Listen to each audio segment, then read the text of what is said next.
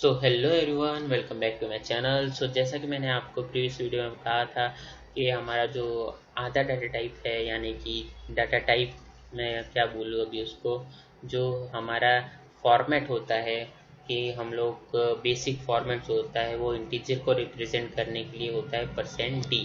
सो मैंने previous video में आपको खाली स्कैन ऐप के बारे में मुझे आपको जानकारी देनी थी कि हम लोग यूज़र्स इनपुट कैसे ले, इसीलिए मैंने सिंपली यूज़र से इनपुट लिया था, ना कि डाटा टाइप्स यानी कि जो हमारा इंटीजर फ्लोट है उसके बारे में डिटेल में बताया था। सो आज के इस वीडियो में आपको डिटेल में बता रहा हूँ।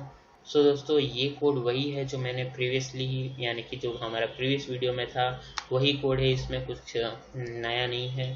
तो मैंने यहाँ पे क्या लिखा है, hatch include int man return 0 और प्रिंट एफ करा दिया इंटर द वैल्यू, और बस खाली मैं यहाँ पे थोड़ा सा चेंज कर देता हूँ, यहाँ पे /n कर देता हूँ ताकि जो हमारा जो वैल्यू इंटर हो वो न्यू लाइन में हो। ओके दोस्तों, सो आपको याद होगा कि मैंने आपको कहा था कि हम लोग यूज़र से इनपुट लेते हैं, यानी कि ये जो स्कैन एफ है ये तो यूज़र से इनपुट लेने के लिए हमारा काम आता ही है, और बाद में जो हम लोग जो यूज़र से इनपुट लिया उसको सेव कैसे करेंगे। ओके, तो वो हमारा सेव होगा डाटा टाइप्स के अंदर, यानी कि डाटा टाइप्स मैं नहीं कहूँगा क्योंकि वो तो डाटा के टाइप्स पे आ जाता है, जैसे कि इंटीजर फ्लोट।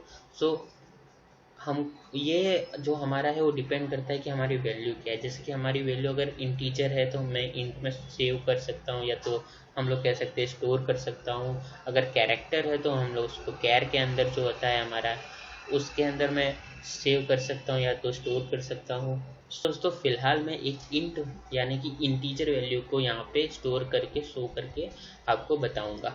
ओके दोस्तों, तो उसके लिए मुझे क्या करना है, मुझे सिंपली कुछ नहीं करना। जैसे कि हमारे स्कूल में हमको सिखाया जाता था कि लेट x इक्वल टू 2 3 और x इक्वल टू वाई, जो भी, यानी कि मान लो कि x इक्वल टू ये है, x इक्वल टू ये है, तो वैसे ही हम लोग मान लेंगे कि इंट यानी कि इंटीजर जो है वो एक x है। ओके, और मैं यहाँ पे सेमी कॉलन कर देता हूँ, और मैंने यहाँ पे मान लिया कि int is equal to X, यानी यहाँ पे मैंने x को डिफाइन कर दिया।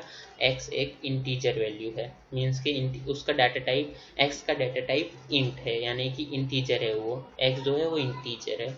ओके, सो अब मैं क्या करूँगा, मैं सिंपली प्रिंट एफ कराऊँगा इंटर द वैल्यू, और यहाँ पे स्कैन एफ कराऊँगा। सो दोस्तों, अब मैं मान लो कि यूज़र कोई भी इनपुट डाल रहा है जैसे कि 5, तो मैं उसको सेव कहाँ कराऊंगा, स्टोर कहाँ कराऊंगा, तो मैं उसको स्टोर कराऊंगा एक्स वेरिएबल के अंदर। सो एक्स वेरिएबल के अंदर स्टोर करने के लिए सिंपली मैं यहाँ पे लिखूंगा जो हमारा एंड एक्स, यानी कि एक्स के अंदर वो वैल्यू स्टोर कर दो। ओके, सो अगर अब मैं यहाँ पे F9 करके रन करूँगा तो हमको आ रहा है इंटर द वैल्यू और 20, मैंने सपोज मैंने 20 किया। आप कोई भी नंबर ले सकते हैं, चलो यहाँ पे ले लेता हूँ मैं एक 4 ले लेता हूँ। ओके, सो अब देख सकते हो कि यहाँ पे वो हमारा कोड ख़त्म हो चुका है। तो इसमें आपको कैसे पता चला, क्योंकि ये जो हमारा प्रीवियस वीडियो था उसमें भी सेम ऐसा ही हुआ था, पर वहाँ पे हमने इंट x नहीं लिया था। प्रीवियस वीडियो था उसमें मैं आपको सिखा रहा था कि यूज़र से इनपुट कैसे लेना है। इस वीडियो में आपको सिखा रहा हूँ कि जो हमारा x है उसके अंदर वैल्यू कैसे स्टोर करनी है। ओके, जैसे कि अभी मैंने 4 लिखा, तो वो 4 x में सेव हुआ कि नहीं हुआ वो आपको नहीं पता चला। ओके, तो वो देखने के लिए कि हमारा जो वैल्यू है, यानी कि जो हमारा x के अंदर जो वैल्यू हमने स्टोर कराई वो स्टोर हुई कि नहीं हुई, वो चेक करने के लिए सिंपली मैं यहाँ पे प्रिंट f कर लेता हूँ, और इसके अंदर मैं ले लेता हूँ